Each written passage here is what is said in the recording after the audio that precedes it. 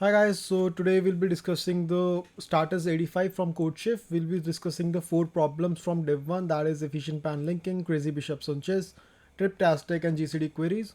So we'll go one by one through each problem. I guess first 2 problems are pretty simple, so I won't be spending much time on these two. And yeah, the rest two would be discussed in pretty much kind of detail.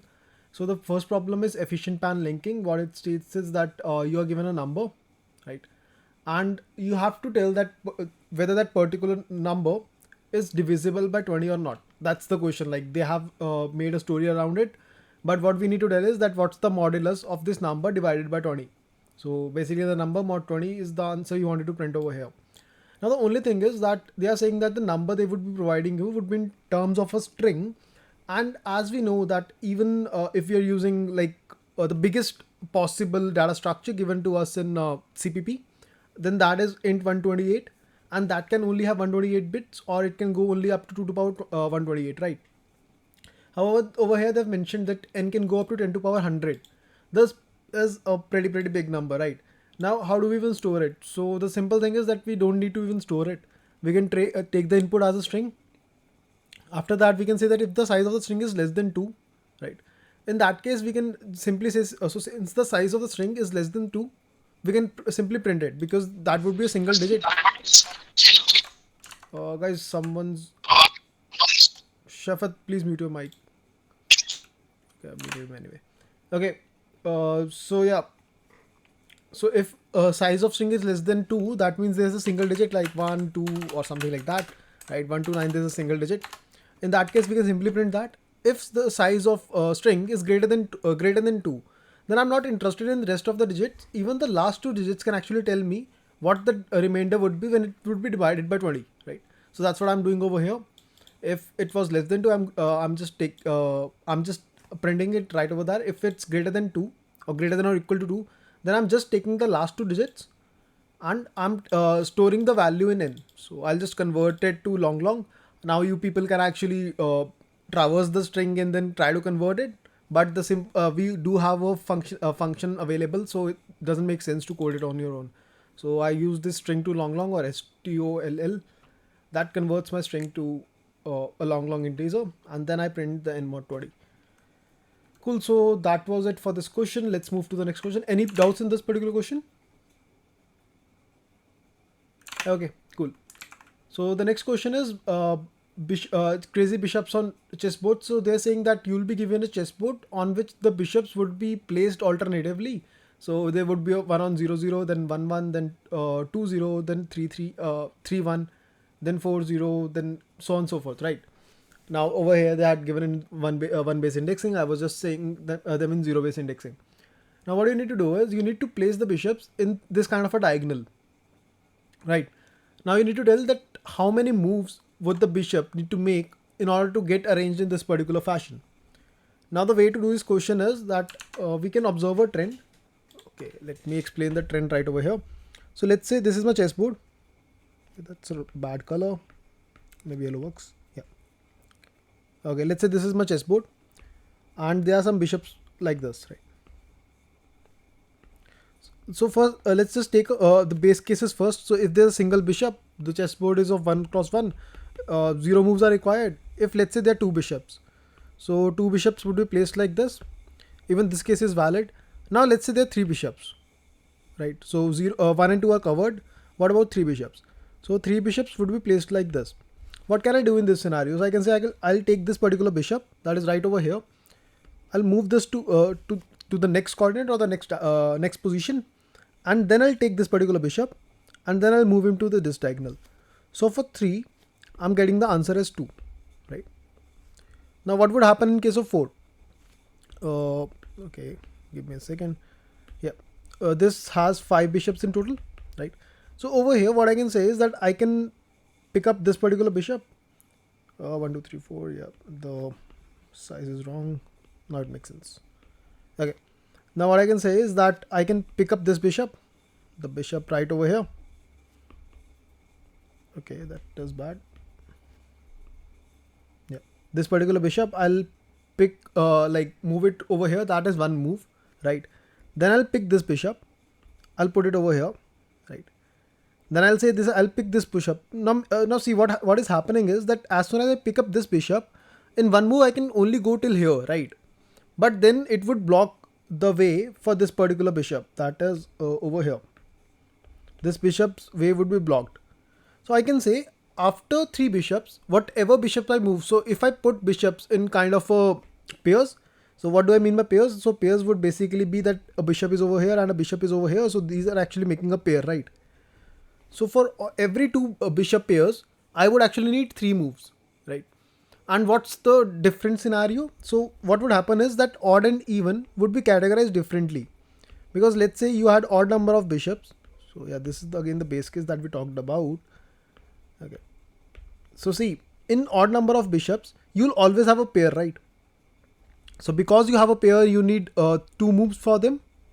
Or sorry, 3 moves for this pair. However, in case of a even number of bishops, right, at the end there would be a single bishop left, right? And the single bishop would need a single move. So that's where the answer would get different for odd and even. So we basically had to categorize the answers or categorize the logic based on whether the number of bishops are odd or even, right? So and then write the formula. So this is the base case. So if n is less than 3, the answer is 0, because we already discussed for 0 and 2 the answer is 0. If n is equal to 3, then in that case the answer is 2. So these are the 2 cases I hard coded. After that I'm saying if my n is like odd. So if my n is odd, then we already discussed that the first 3 bishops, right? So the first 3 bishops were taking like they were taking 2 moves. So I'll say 2, and I'll acknowledge that I have already like placed 3 bishops in the right positions. So n minus 2 divided by 2. This is the number of pairs of bishops I'm left with into 3, because each pair takes 3 moves in total. Now, in case the number of bishops are actually even, right? In that case, we said that the last bishop is gonna take 1 extra move, or it will only take 1 move, right? So I did a 2 plus 1, that is 3. After that, the same formula continues, and yeah, this is the valid solution to this. Any doubts in this?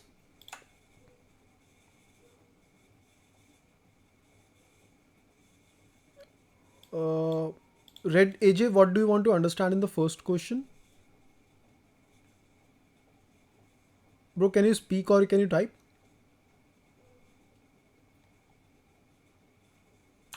Okay, cool.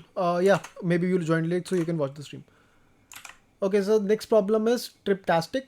So the problem states, this actually is a long problem statement. I'll just make it brief for you. So the problem basically means is that I'll not go into the details that it's a minter and what all, but I'll say that what the problem is stating is that you have a matrix, right?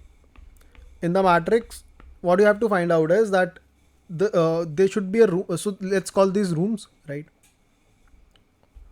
Now, if this is a room and this is a room, right? So what's the distance between them? The distance they are defined as maximum of x comma y, or you can say x2 minus x1 comma y2 minus y1, right? So this would be the distance between this point A and this point B. Then what they're saying is that, let's say you choose a room, and the room should definitely be such that a person can stay over there, right? So its value should not be equal to 0. Should not be equal to 0. Then you'll choose a value of P. So P would be the maximum distance you are willing to travel. So let's say my P is equal to 1 over here. Then the rooms that are at a distance 1 would be considered. So all of these rooms are at oh sorry, not this, but yeah, this entire rooms. So if I shade it, so these rooms are at a distance 1. So all of these rooms would be considered, and the sum of these rooms or the sum of these cells should be greater than or equal to k, or greater than or equal to k plus 1. So k is another variable they have given. So basically we are given with number of inputs. So that is n, m, that is the like the dimensions of this matrix. Then we are given a variable k, right, that would be required for this, and then we are given with the entire matrix itself. So how can we even do this question? This might seem a bit tricky at first, but for those of you who have already solved questions that require prefix some matrices and then calculating the sums for any rectangle or square that can be formed on that particular matrix, you guys would probably know that if I want that this is the matrix, right? if I can do some pre-computation operations, so I can convert this matrix into a DP matrix. Guys, in this problem, if any of you hasn't done DP and stuff, and if he feels stuck, then like you can ask me right over there. I'll try to explain it in detail. Cool. So what you can do is that you can say that like, I'm gonna sum it up from left to right, and I'm gonna sum it up from up to down. So let's try to take a small example. Let's just take a 2x2 matrix. 2x2 matrix seems fine. Let's say the values were A, B, C, and D. So when we summed it up from left to right, it actually became A plus B, right? C plus D. Now I say that, okay, do one more thing. That sum it from up to down. So it would become A plus C, A plus B would be right over here. Then it would be A plus B plus C plus D. Cool enough. Now if I want you to tell me the sum of any of these cells, right?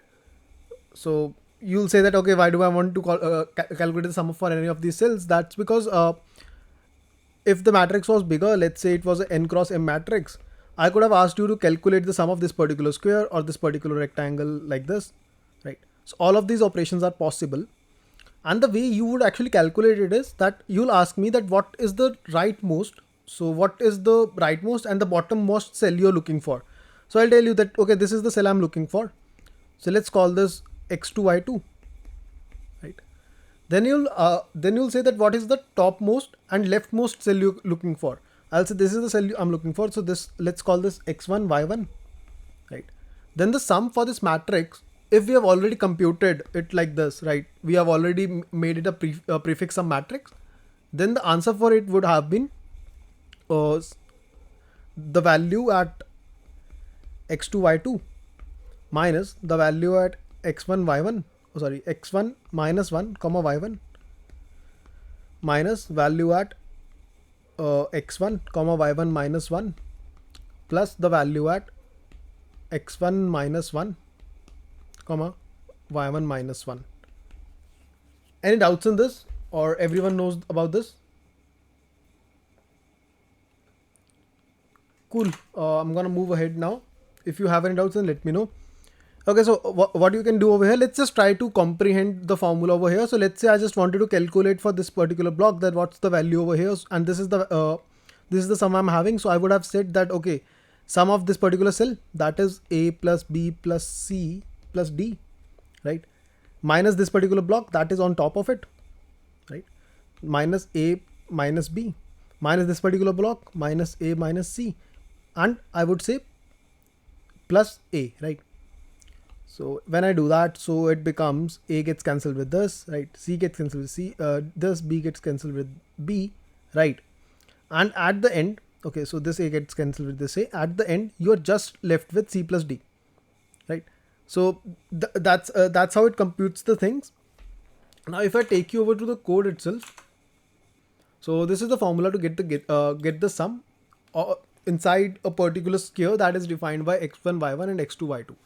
Cool. But if we try to do this for every cell, right, then it's gonna take me order of n into m into r. Now what's r? R basically is the answer we are looking for. So we'll go from, okay. So we'll technically go from r is equal to 1, and then we'll try for 2, then 3, then 4, then 5, then 6. So r basically means the distance, right? Or basically this value, that how big of a square you actually want, right? So this distance, that A to B is actually, the distance is actually 1. Over here I'm calling P or R, whatever you want to call it, right? So you'll have to go in this fashion. Now it's possible that your R is actually equal to n. So your solution becomes n into m into n, right? Or in other terms, you can say n cube. Looking at the constraints in this given in this question, n is like, they have given that n into m won't exist 10 to the power 6, right? But n into m into n or n cube can clearly go up to 10 to the power 11. That is going to give you a TLE. But the important thing to notice over here is that this becomes a monotonous function. So the value is actually increasing with time, like with variables. So it's like for r is equal to 0, r is equal to 1, r is equal to 2. Let's say the values were 0. or you'll say that, okay, it's not possible for me to accommodate all the k points within the neighboring cells, right? Then what would happen is that, let's say at distance r is equal to 3, you are able to accommodate the k points. Then this function would go linearly, right? So basically, what I'm able to say over here is that if you have been like, if we have been in the server for long, we already had a video on or session on binary search wherein we discussed this particular formula, that whenever the function becomes monotonous, that you are having consecutive falses and after that you have consecutive truths. In that case, you can write it like this, right? And this is a clear indicator that you can use a binary search function over there, wherein this would be your low point, right? This becomes your low point and this becomes your high point right over here, or the end actually becomes your high point. So that's what you had to do. So firstly I made the prefix some matrices, right? After that I took the sum, right? Because what I wanted to do is that I wanted to see if whatever I'm having, right, its value is less than k, then in that case I won't be able to come up with the answer itself, because the entire matrix combined isn't giving me the required value, right? In that case, print -1. Else I'm setting low to 0, high to maximum of n comma m, and result to high. Then this is the standard boilerplate code for binary search, right? I'm using this, and at the end I'm printing the result. Guys, any doubts in this? Hi guys, any doubts? Okay, I'm gonna move ahead now. Okay, someone is typing. I'll just read your messages, just type it out. Okay, so meanwhile we are gonna discuss the next problem. So the next problem is that you are given an array A consisting of n integer along with q queries. And what we have to do is that, given a query, so firstly they'll be providing this integer, this array. For example, over here they've given this entire array, and these are the 4 queries they've given us. So what they'll say is that in this entire array, for this particular number, so over here the first number in the query is 2. Explain pos function please. Naruto, sure. Okay, that would be a break. Give me a second. Okay, so see, what happens is that the condition to apply binary search would be that if you have a range, right, of possibilities, so this would be a low, this would be a high, right? If there are several falses, so all of these should be false, and then all of these should be true, right? If this kind of a scenario happens, or it could be like all trues followed by all falses, right? So if all false are coming at one end and all trues are coming at one end, then what I can say is that this is the point where the most optimal answer occurs, right? So this has to be a true, this has to be a true, right? Yeah, these are the points where the most optimal answer occurs. And in this kind of a problem, they would have asked you, this would have been a maximization problem. So they would have asked you what's the maximum value which actually satisfies the given constraints. So you would have said that, okay, all of these values are true, like till here. So this is the maximum value. And this kind of a question, this would have been a minimization value. So we would have said that, okay, I have to minimize the value. So these are the possible values which are correct, and this is the minimum value. When you're having such kind of a scenario, so what you can say is that this is your low, this is your high, right? And you have to select the valid mid.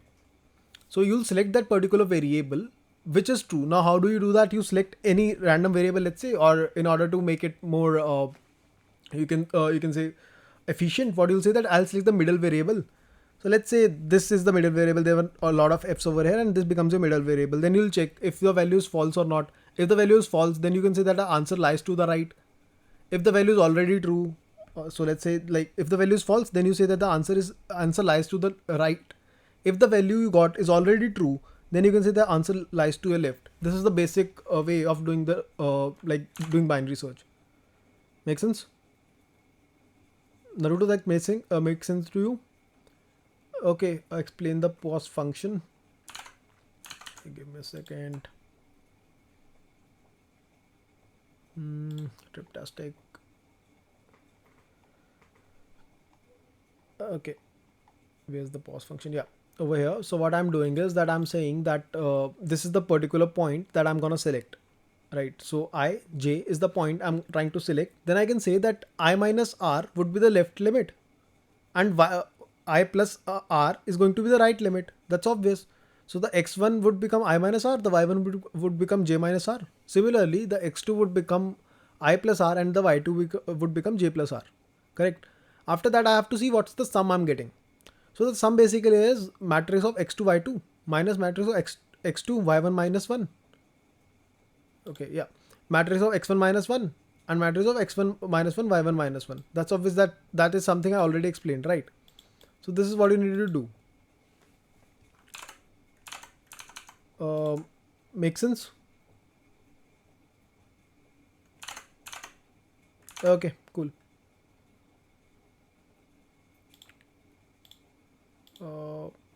So we were at efficient. Okay, we were at this GCD queries, right? So this is an interesting problem. So the problem I already explained what the problem is. So what we had to do is that we would be given an array, right, like this, and in this particular array, what I'll do is they'll say that this is the array given to you, and these are the queries. So for the very first number, they'll say that the number is 2. Now in all of these numbers, you have to come up with a number that is actually having GCD with 2 not equal to 1, right? So what all are the numbers which have a non-1 GCD with 2? Okay, so the numbers in this array would be 2 and 10, right? So they'll ask you to reduce or to take this number 2 out of this array, right? So you'll do this. So you'll say, okay, the remaining array is 9, 3, 15 and 10. After that, they'll give you another number. So again, they are giving you 2, and they're asking which are the number that has don't have a 1 GCD with 10. So you'll say, okay, that one GCD with 2. So you'll say, okay, that 10 is the only number that has this constraints. So you'll keep doing this for all the numbers, right? Now in each of this query, you are taking out a number from this array, right? And you are not replacing it. That number you have to print. Now multiple ways of doing it, but this by far is, I think, the most understandable one. So what I'm doing over here is, yeah, okay. So what we need to do is, firstly, I'm sorting it. If you don't want to, you can be, you can ignore this particular step. But then then you have to mark the frequency of each element. Now why is this important? Because when I'll be removing an element from the array, it's possible that in the next try I don't even know which element I removed, and I try removing the same element again. So if I have a frequency vector or a frequency map, then I already know how many elements I have already removed. If the frequency of that particular element, so let's say I'm talking of 2, if the frequency of 2 has already become 0, in that case I cannot remove it further. For that case, I'm only using this frequency array, and I'm using also multiset. Now multiset is required because they have specially mentioned then that if none of the numbers in this array follow this constraint. So if no number in this array follow that it's not having a non-1 GCD, in that case what you'll do is that you'll take the smallest number from this particular array, right? So for that purpose, I'm using a multiset, right? And then I'll say that firstly, let's get the prime factors for all the numbers, right? Can I do that? Yes, I can do that. And what's the benefit of that? So what I'm doing is that, okay, let me just explain this. Give me a second. Okay. So let's say I have a number 15, right? Now what are its factors? So its factors are 3, 5, right? These are the two factors. It also has 1 and 15 as the factors. But I'm only concerned about the prime factors per se, right? So what are the prime factors it's having? 3 and 5. So what I can do is I can say that 3 is a prime number which has a multiple in the array. So I'll say that 3 has a multiple 15 and 5 also has a multiple 15. Now let's say I have another number that is 10 in this particular array, right? I have another number that is 10. So I'll say, okay, 5 also has another number 10, right? And 2 also is a prime number which has a multiple in this array that is also 10, right? Similarly, I can build it further. So I'll say, okay, 8 is another number. What are the prime numbers that are a factor of it? So 2 is the only prime number that's a factor of it. So I'll say, okay, 8 would come over here as well. So this kind of a data structure I'm trying to create. Now how can I create it? So basically I'm using an unordered map where the keys would be this. So these would serve as the keys, right? And these would serve as the values. but these are actually a lot of values, right? So it's not a single value, so I can actually use a vector over here. Make sense? But wait, now the problem becomes that for each of the keys, so let's say I came to 2 and 2 had two numbers, that is 8 and 10. Now they had specially asked me that I need to remove the lowest number possible, right? What I can do is I can keep it sorted, or I can keep it reverse sorted. Now why does reverse sorted matters? So I can then my array would be 10 and 8. So it would say that okay, 2 is the key, the values are 10 and 8, and these are also vector which is reverse sorted. Now if I want to remove out 8, then what I can do is I can use the pop back method, and pop back actually operates in order of 1. So that's why in order of 1 computation I can remove 8 from this particular array, and that's why it's important to take another map of whose key is an integer and whose values is a vector of int. Now one can argue that there are multiple ways of doing it. You could have used the dq over here, or you could have used the q over here, and then you could have said that okay, I'm gonna keep the array sorted and I'm gonna do the same operation. Yes, you can do that, but they're slightly more more expensive than this particular operation of pop back, and also this made more sense to me, so that's why I coded up. Yeah, cool. So that's what I'm gonna do over here. So over here, this is the get prime fact method I've created. Okay, so get prime fact, what it does is that it creates the required data structure firstly, right? And first, obviously it's empty. I can remove this. This was just for some testing, so yeah, remove that. Okay, now for all the elements in the vector, what I'll do is that I'll say get the prime numbers that are in this particular for this number, get all the prime factors of it, right? So this is the way I'm getting all the prime factors. I'm not going to explain this. This is simple, right? So I'm getting all the prime numbers for this particular prime factor, and then I'm going to add it onto the map. So I'm going to say for this prime number p, just make the map aware that the number I is a multiple of it. So that's what I'm doing over here, and at the end I'm going to return this particular map. Any doubt so far?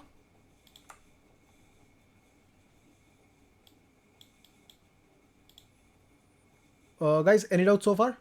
Okay, I'm gonna proceed then. Where was I? Yeah. Then I get this particular result and I store it in rest. So rest is basically the map whose keys are, so this is the map whose keys are integer and whose values are vector of int, which means for this particular prime number, these are the numbers which are a multiple of this prime number and are present in the vector v, right? After that, I'll try to run all the queries. So there are q queries in total. For them, I'll get the number, and then I'll say the candidate. So what's the candidate? Candidate basically is the number which I want to remove from this array. So initially I'm setting it to int max. Now why int max? You can actually use different values. Int max is just a dummy value. You can actually say 1, 8, 10 or whatever you want to, and that one I won't actually change the scenario. Cool. So this is the candidate number I'm selecting. After that, I'll say that if my candidate is less than or equal to p, then I can break. Now why is this again? If my candidate is less than or equal to p, how can I break it? Because now this get primes, right? This get primes is the same method I used earlier. So this is the method get primes. This get primes gives me the prime numbers in a sorted fashion, right? So all of the prime numbers are already sorted. Now what would happen is if my candidate is already less than the prime number, even if this factor holds, even then the value I can actually put in this particular number, or I can provide to this candidate would be greater than the candidate itself, right? And I want to minimize this particular value. So if my prime number I'm currently checking for, if it's already greater than or equal to candidate, it doesn't make sense to proceed with it, right? So I'll just break it right over there. Else what I can say is that my x is greater than or equal to p, right? If that happens, and it's also divisible. So if the number x, right, is greater, or I can say the prime number is smaller than or equal to the number, and it's complete like the prime number completely divides this particular number, in that case I'll see that whether the rest has some size. Okay, so my this particular data structure should have for this particular number p should have some size, and if it has certain size, then it should not be the case that okay, it has a element 2, but I have already consumed all the copies of 2 or all the occurrences of 2. So I'll say till the time its occurrence is actually 0, I'll keep popping all of these elements out of this array, right? I'll keep doing this or out of this vector. After that, I'll say that okay, if still some element is remaining in this particular vector, only in that case, right? Only in that case, we have a scenario of okay, only that case we have a scenario where you can compare the candidate and the current value you're having, right? So you'll say that if that is the scenario, in that case, just compare the candidate and whatever is remaining to the back of your array, right? Else if my x is now less than p, right? In that case also I can break. So why is it so? But okay, this is never gonna compute. So never mind. Okay. So at the end, I'm checking if my candidate is equal to int max, right? So if that happens, and if you remember, int max was the dummy value I provided. So here was int max initially, right? So if it's equal to int max, in that case, I couldn't come up with a value that was pertinent enough or that actually satisfied the constraints.